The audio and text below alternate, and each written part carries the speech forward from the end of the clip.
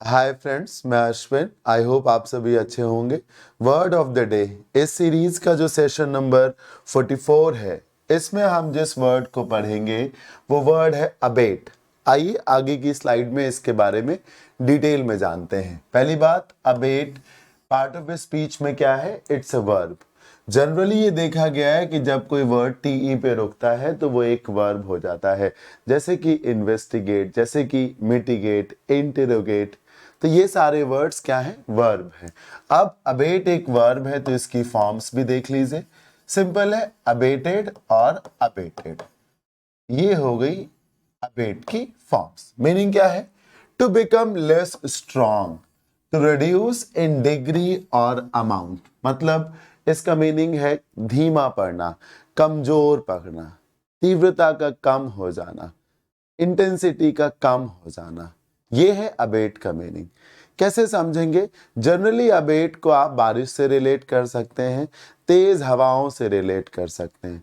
जैसे बहुत तेजी से तूफान चल रहा हो, बहुत तेज हवाएं चल रही हो, लेकिन थोड़ी देर के बाद वो हवाएं धीमी पड़े, मतलब वो अबेट कर रही हैं। बारिश 1 घंटे तक मूसलाधार होती है, तेज होती है, फिर उसके बाद धीमी पड़ती है तो वो अबेट कर जाती है, यानी कि कम पड़ना, धीमा पड़ना। जैसे कि इंजेक्शन लग रहा है किसी को तो बहुत पेन हो रहा है, लेकिन थोड़ी देर बाद वो पेन कम हो रहा है तो वो पेन अबेट कर रहा है। ये है इसका meaning. Decrease, die down, recede. पानी का स्तर जब घटता है तो वो रिसीड करता है। एब उतार चढ़ाव से आता है। सब डाउन, स्लो डाउन, सबड्यू, अले। अले कितना बढ़िया वर्ड है। सबड्यू भी अच्छा वर्ड है, आपको याद कर लेना चाहिए। कम पड़ना, धीमा पड़ना। अले बेसिकली जैसे कि आपकी तकलीफें बहुत ज़्यादा हो, फिर आपकी तकलीफें किसी वजह से कम होने लगें तो वो अले करेंगी। ग्रीफ आपका अले करेगा। अब ऑपोजिट मतलब बढ़ना, गंभीर होना, तेज होना। Advance, increase, intensify, amplify. Amplifiers होते हैं, आवाज को बढ़ाते हैं। Enlarge, proceed. जब चीजें पीछे हटती हैं तो वो रिसीड करती हैं, आगे बढ़ती हैं तो वो प्रोसीड करती हैं। तो ये था अबेट का मीनिंग। याद कैसे करेंगे सर? इसकी एक ट्रिक है मेरे पास, आइए मैं वो ट्रिक आपको बताता हूँ। अबेट का जो ए टी है उसको अलग करिए sir. A T E. Sir A T E को ईट से रिलेट करिए। क्यों? क्योंकि ईट की सेकेंड फॉर्म एट होती है। ईट, एट और ईटन। अब ईट का मीनिंग क्या है? खाना। तो एट का मीनिंग भी खाना हुआ।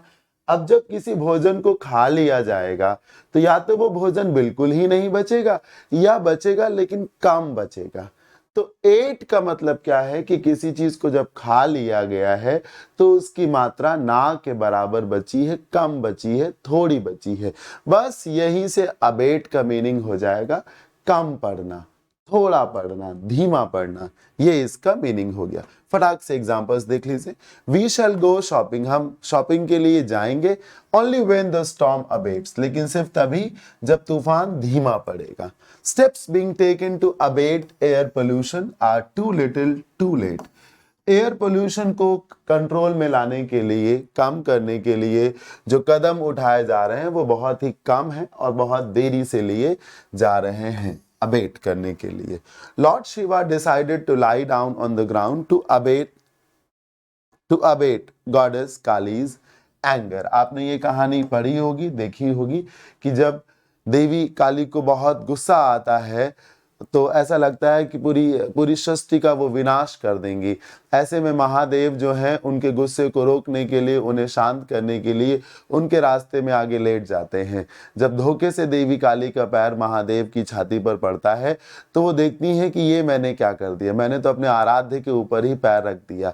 तुम्हारे लज्जा की उनकी जीभ बाहर आ जाती है और उनका सारा का सारा गुस्सा भी शांत हो जाता है। तो शिव ने ये कदम क्यों उठाया? ताकि काली का गुस्सा शांत किया जा सके, कम किया जा सके। आई होप आप सभी को ये सेशन जरूर समझ में आया होगा। अबेट का मीनिंग आपको याद हो गया होगा। कैसा लगा ये सेशन? आप मुझे कमेंट के माध्यम से जरूर बताएं। Thank you so much.